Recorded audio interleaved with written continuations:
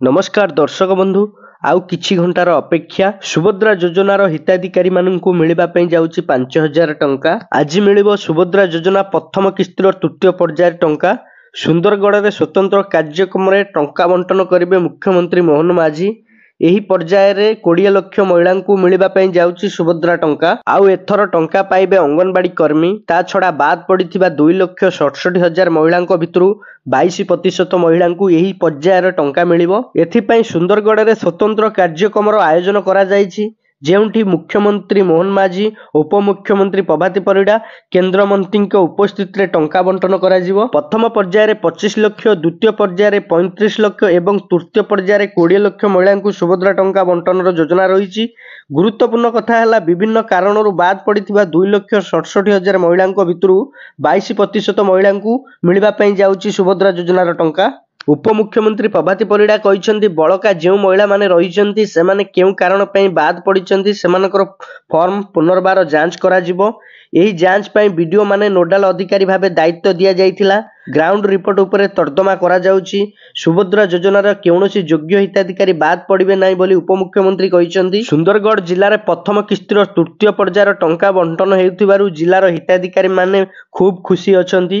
एही पर्यायर अंगनवाड़ी कर्मी मानकु शामिल करा जायथिबारु सेमाने बेस उत्साहित अछंती। निर्वाचन जितिबा परे प्रथम थर सुंदरगढ़र मुख्यमंत्री मोहन माझी आसीबे आउ प्रथम थर गस्तरे बांटिबे सुभद्रा टंका। उपमुख्यमंत्री प्रभाती परिड़ांको बड़ घोषणा, आज खाता को आसीबो सुभद्रा टंका। सुभद्रा योजनार प्रथम किस्तिर तृतीय पर्याय टंका खाता को आसीबो। एथर प्राय 20 लाख महिला पाइबे टंका।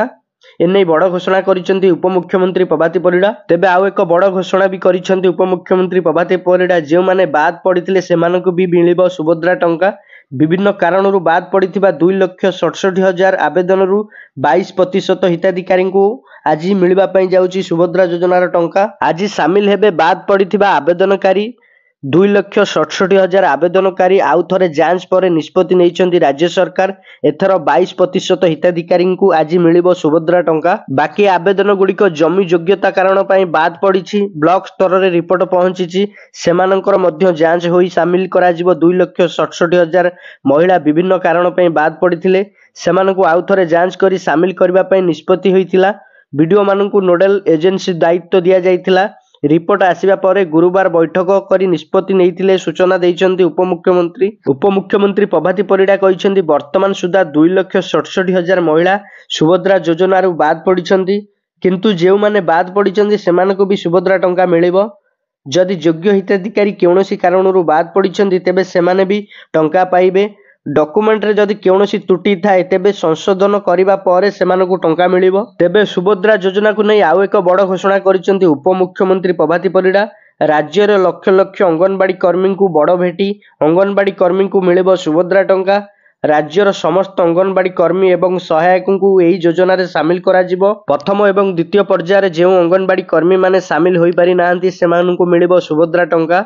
राज्यर समस्त अंगनवाड़ी कर्मी को सुभद्रा टंका मिलिबा नै घोषणा करिसेंती उपमुख्यमंत्री। आज मिलिबो सुभद्रा योजनार तृतीय पर्यायर 5,000 टंका। आउ किछि घंटार अपेक्षा पर मिलिबा पई जाउछि हिताधिकारी अकाउंट को आसीबो 5,000 टंका।